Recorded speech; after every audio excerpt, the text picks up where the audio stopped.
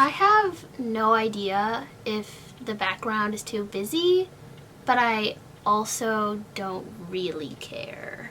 Also, this microphone is not plugged into anything because I don't have any way to plug it into something and it record audio. At least I don't think I do. Maybe my computer can, but I didn't look. My Mac doesn't have a microphone jack, so yeah, but this is called prop work. So at least it gives me the illusion of talking into something, even though I'm literally just sitting in my room alone, holding a microphone that's not plugged into anything, talking to an inanimate object. You know what, this is not perfection. This is a YouTube video. It doesn't matter at all. And no one's going to see this because I don't have an audience.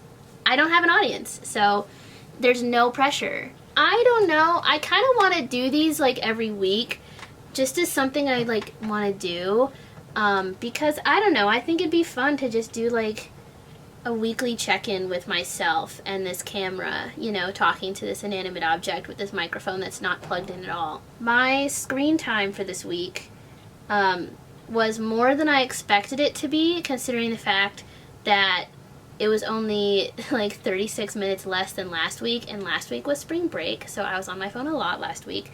But yesterday I was on my phone a whole bunch, so that kind of made the average way higher. My average was 5 hours and 4 minutes for last week, which is a little bit higher than I would like it to be. But, you know, obviously my most top 3 apps are YouTube, Twitch, and Instagram, and that surprised nobody. You know, it's nice to have a break, but also I still have a bunch of homework I gotta do that I just haven't done yet at all. Well, that's not true. I did some of it this morning, and I did some of it yesterday morning, but I'm in motion design right now, and we are doing a project where I've decided to do an idea that's like way harder than what it should be, and I literally have barely even started, and our critique is tomorrow. So I really need to just get on that, but instead of doing that, I'm sitting down here and filming a YouTube video.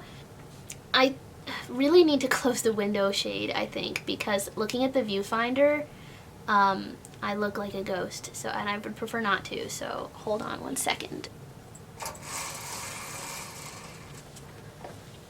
I don't know if that's better or the same. So there's a subject that I'm always like really embarrassed to talk about, and for literally no reason. I don't even know why I'm embarrassed to talk about it. But I'm just going to talk about it now because I'm alone in my room talking to an inanimate object, so who's going to judge me? Nobody. No one's going to watch this video. So I recently got back into watching this particular YouTuber called Name Wants to Battle, and he is very famous, so I feel like I'm not being like super, like it's not like this underground person that I've just recently discovered. Like, no, I just started watching again this already famous YouTuber who I just kind of forgot about for a minute. And by for a minute, I mean since 2016. His content has changed quite a bit since then, and by that I mean it's kind of all gone. I don't know how much of the story I want to get into. I kind of started watching him again at the beginning of 2022, before it was all gone. So, you know, now that it is all gone, I feel like I'm not really attached to like any of it, because especially back in 2016, I didn't even really watch his content anyway.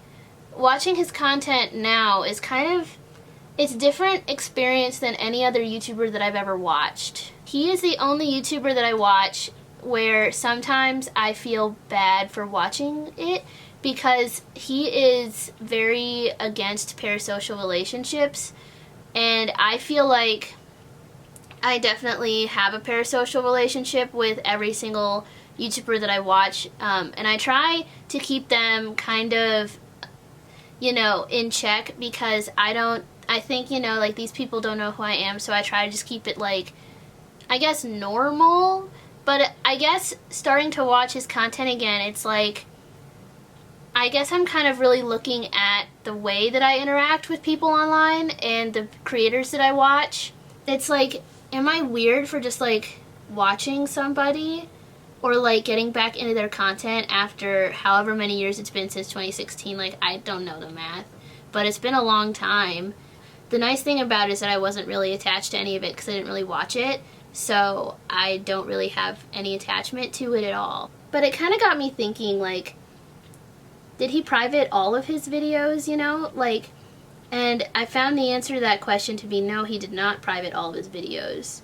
There's a few of them that are unlisted on, well, I guess now it's the Give Heart channel. If you look hard enough, you can find basically every unlisted video on the Give Heart channel from 2013 until around 2016-ish. You know, I've just been kind of thinking of all the other parasocial relationships that I have, and it's like, you know, why do I beat myself up over this one and not the other ones? Is it just because this particular person said I don't like parasocial relationships, that I'm like, oh, well, then I have to be as least parasocial as possible? Why don't I apply it for everybody else that I watch? Why is it just Nate Wants to Battle? Like, and I don't know. I don't know the answer. I don't really have anything to do today other than homework. I get kind of stir crazy and lonely kind of easily if I spend too much time in my dorm by myself, which is probably why I'm making this video, talking to this inanimate object that is a camera. So it's like, what do I do today? And all of my friends are celebrating Easter. It's just like, you know, what am I supposed to do today? I guess my motion design homework, which I have still not started. I just know that I just have to get started. Like, that's the kind of person I am. I'm like, I don't want to do it, but if I get started, I'll just continue. Like, it's all about getting started, but I just really don't feel like starting. I think it's an anxiety thing, because it's causing me anxiety because I don't know if it's going to turn out good or not. So, you'll never find out if you never start, I guess. Sorry if the camera just moved. I don't actually know where it was before, but I had to momentarily move it. But now it's back. You know what else is weird? YouTubers are becoming the same age as me, which is very strange because my whole life watching YouTubers have been older than me. More and more, I've been finding new YouTubers who are 18 and 19 and 20. And I'm just like, I feel like everybody I watch on YouTube I automatically assume is like older than me by a few years at least.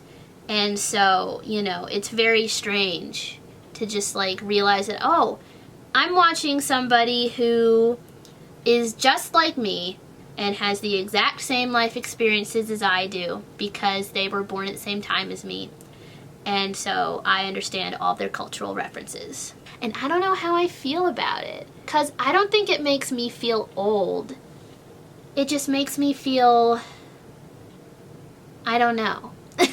I don't know how it makes me feel. I don't know how much of what I recorded is usable. I don't know if the lighting is good. I don't know if the background is good. My mic's not plugged into anything, so I'm just using the mic on the camera, which we all know is not great. But this is a YouTube video, so it doesn't matter, and no one's gonna see this, so it doesn't matter at all. So there's some beauty in that. There's both anxiety and beauty in knowing that. So I guess that's all I have to really say right now at this moment, because I should probably stop filming and get to working on my motion design project. I guess I'll see everyone in the next video for the people who are watching this, and yeah, bye.